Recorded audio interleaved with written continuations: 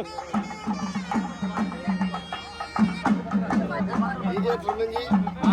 Support करेंगे आपकी।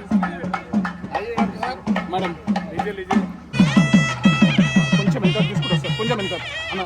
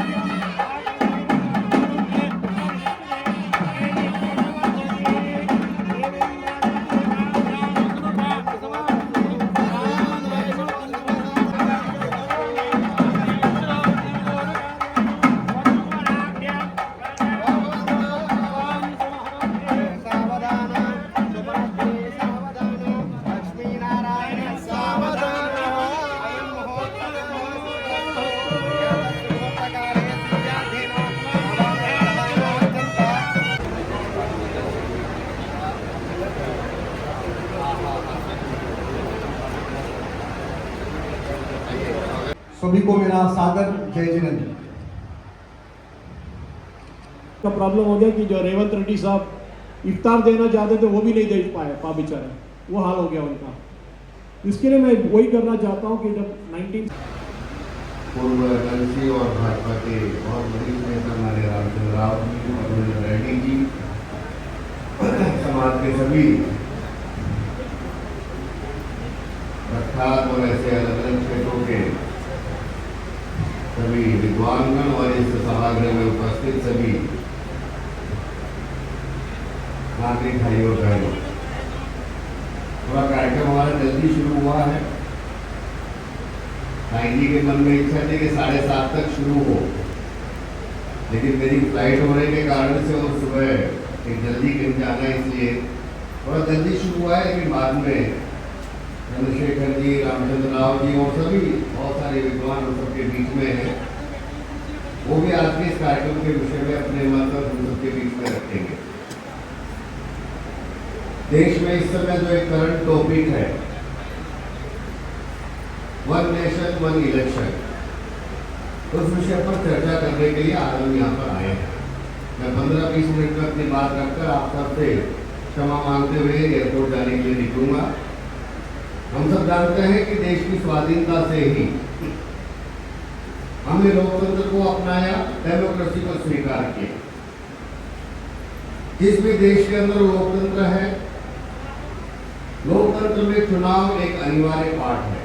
जहां लोकतंत्र होगा तो वहां चुनाव भी होगा।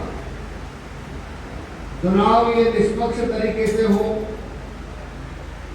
चुनाव ये स्वस्थ तरीके से हो, उसके लिए समय समय पर अपने देश के अंदर कई प्रकार के मुद्दों पर एक डिबेट, एक बहस चलती रहती है। हम सब जानते हैं अपने देश में बहुत सारे रिफॉर्म्स हमने समय समय पर किए हैं। अगर आज की परिस्थिति में हम विचार करें तो देश की बढ़ती हुई आबादी होगी, बदलती हुई दुनिया होगी, देश में रहने वाले हम सब 140 करोड़ लोगों के मन के जन की आकांक्षाएं होंगी। उन सबको देखते हुए समय समय पर देश में परिस्थितियों के हिसाब से हमने अपने सिस्टम में, अपनी व्यवस्थाओं में कई प्रकार के रिफॉर्म्स किए हैं। 1947 में भारत आजाद हुआ, आज 2025 में देश को किस प्रकार के कानून की आवश्यकता है, तो जिस प्रकार के कानून आज चाहिए हमारे देश में, हम उस प्रकार के नए कानून का निर्माण कर रहे हैं। देश में किस प्रकार की प्रशासनिक व्यवस्था चाहिए, हम उस प्रकार का प्रशासन का सिस्टम या उसमें रिफॉर्म करने का काम समय समय पर करते हैं। आज देश में कौन सी शिक्षा व्यवस्था चाहिए, तो देश की स्वाधीनता से लेकर आज तक कई बार अपनी शिक्षा नीति में हमने कई बदलाव और सुधार करने का काम किया है।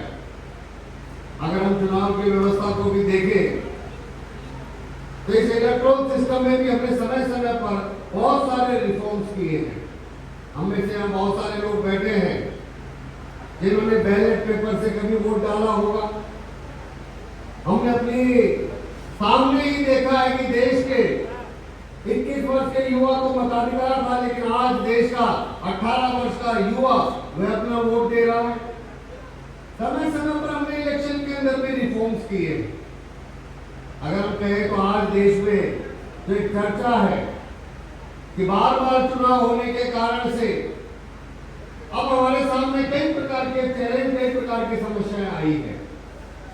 जो भी मुझसे पहले के वक्ता सुरेश जी कह रहे थे, अगर उसका एक डेटा अगर हम देखें तो 2025 में जहां आज हम खड़े हैं, 95 से लेकर 2025 तक पिछले 30 साल से भारत में एक भी साल ऐसा खाली नहीं गया है जहां भारत में चुनाव ना हुए हो।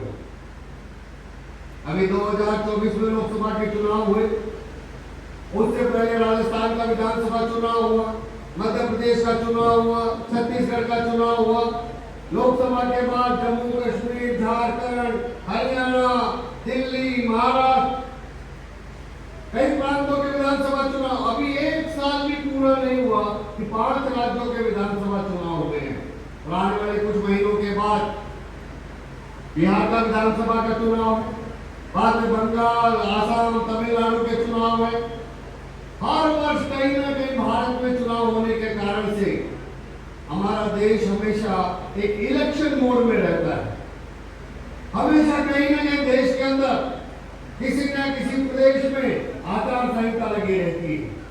ये बार बार चुनाव होने के कारण से एक नए प्रकार की कई समस्याएं इस समय देश के सामने आ रही है। अभी हम सबको एक महाराष्ट्र का उदाहरण दिया गया कि 5 साल में से 300 दिन महाराष्ट्र में किसी न किसी चुनाव के कारण से आचार संहिता लगी रही। इसका अर्थ है कि 5 साल में से 300 दिन कोई वर्किंग डेज वहां पर नहीं, काम करना ही नहीं, छुट्टी है। आचार संहिता के कारण से हमारे वर्किंग डे कम हो रहे हैं।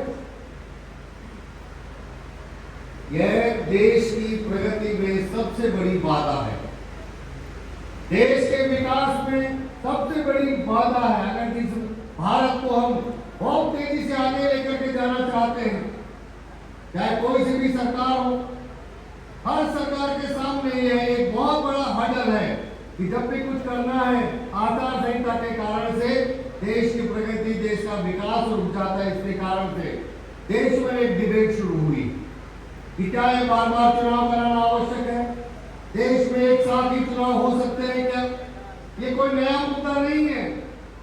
देश में जब पहली बार चुनाव हुए 52 में से लेकर 67 तक 4 जनरल चुनाव, 4 आम चुनाव, 4 लोकसभा के चुनाव, 20 साल तक भारत के अंदर लोकसभा और विधानसभा के चुनाव एक साथ होते थे। 67 के बाद एक क्रम बदला, कई विधानसभाओं की राज्यसभाएं भंग हुई, लोकसभा बंद की गई, लोकसभा का कार्यकाल इमरजेंसी आपातकाल के समय बढ़ाया गया और उस सब के कारण से जो स्थिति बिगड़ी, वहां आज जहां हम आज खड़े हैं कि हर साल भारत के अंदर आचार संहिता लगी रहती है। 5 साल के कार्यकाल में से लगभग 1 साल केंद्र सरकार का हो चाहे राज्य सरकारों का हो, आचार संहिता के कारण से वहां विकास के काम, वहां के बाकी अन्य काम सब स्लो हो जाते हैं या पेंडिंग हो जाते हैं। इसलिए रामनाथ कोविंद जी के नेतृत्व में जो कमेटी बनी, उस कमेटी से पहले भी हमारे देश के कई लॉ कमीशन ने, हमारे देश के नीति आयोग ने, हमारे देश के चुनाव आयोग ने 83 से लेकर के 2024 तक लगभग 40 साल से इस देश में डिबेट चल रही है कि बार बार चुनाव इस देश के अंदर बंद हो और एक साथ देश में कैसे चुनाव हो। पहली बार इलेक्शन कमीशन ने 83 में फिर से एक साथ चुनाव कराने की जो बात कही थी वो 2024 में फिर से इस देश में माननीय रामनाथ कोविंद जी की कमेटी ने कही है। और हम सब जानते हैं कि देश के अंदर माननीय रामनाथ कोविंद कमेटी की जो रिपोर्ट है, उस रिपोर्ट में 21,000 से ज्यादा लोगों ने अपने सजेशन दिए।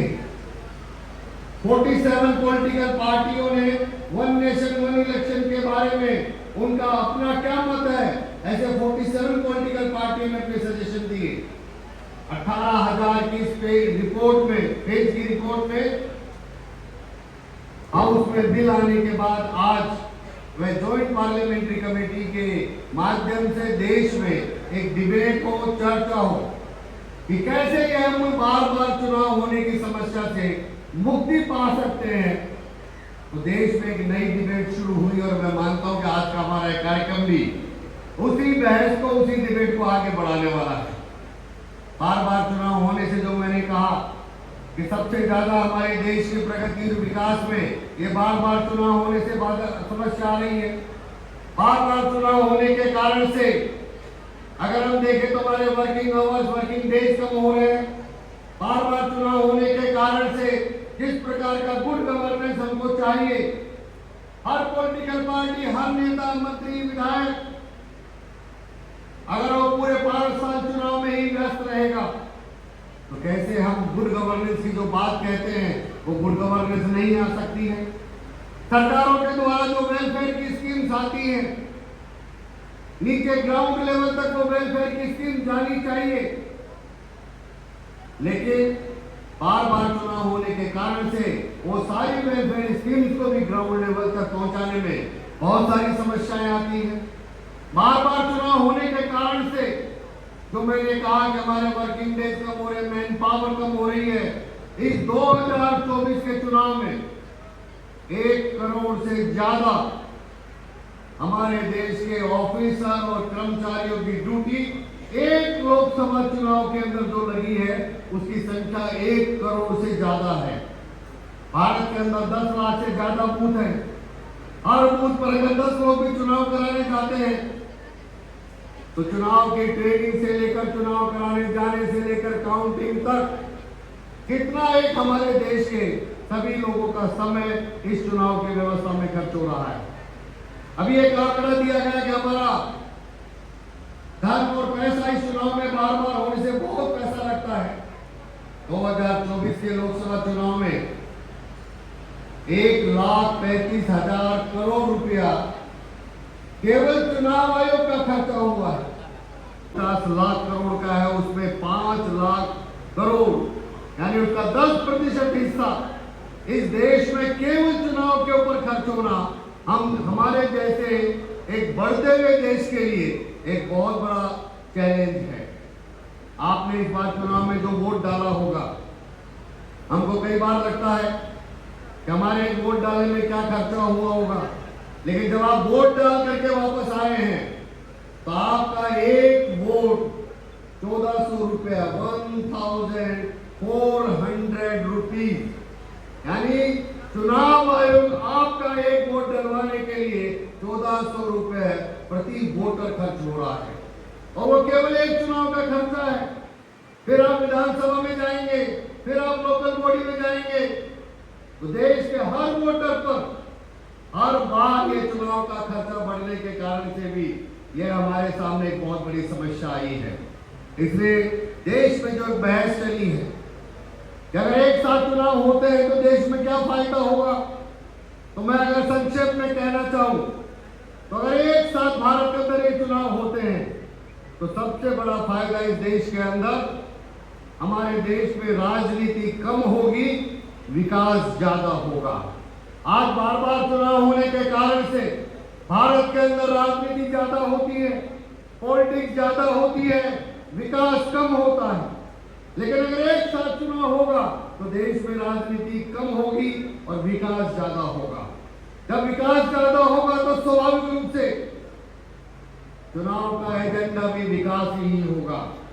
आज जितनी भी पॉलिटिकल पार्टियां, चुनाव लड़ने वाले लोग बाकी के अन्य एजेंडे पर चुनाव लड़ते हैं, लेकिन देश में कभी भी वर्क परफॉर्मेंस के आधार पर, किसने काम किया है, किसने डेवलपमेंट किया है। मेंबर से निवेदन है कि सुनील जी साहब बंसल जी का यहाँ पर स्वागत किया जाए।